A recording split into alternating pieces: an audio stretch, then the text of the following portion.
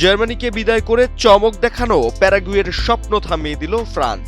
ফিলাডেলফিয়ার Lincoln financial ফিল্ডে শেষ ১৬ লড়াইয়ে কিলিয়ান এমবাপ্পের একমাত্র গোলে ১-০ ব্যবধানে জিতে কোয়ার্টার ফাইনাল নিশ্চিত করেছে এমবাপ্পের ফ্রান্স। তীব্র গরমে প্রথমার্ধে দুই দলই ছিল কিছুটা ছন্দহীন। বলের দখল ছিল ফ্রান্সের, তবে গোলের দেখা পায়নি কেউই।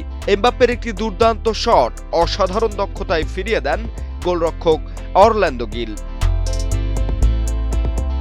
বিরতির পর বদলি হিসেবে নেমেই ম্যাচের মোড় ঘুরিয়ে দেন ডেরিজে দুয়ে।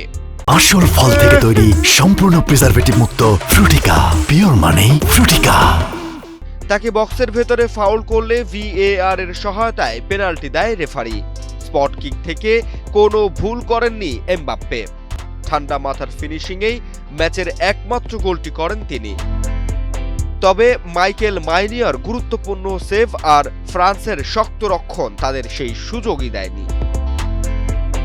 এই গোলের মাধ্যমে বিশ্বকাপের নকআউট পর্বে নিজের ১০ম গোল করে নতুন রেকর্ড করেছেন এমবাপ্পে। আর প্যারাগুয়ের স্বপ্নভঙ্গ ঘটিয়ে ফ্রান্স উঠে গেছে কোয়ার্টার ফাইনালে। সেখানে তাদের প্রতিপক্ষ মরক্কো।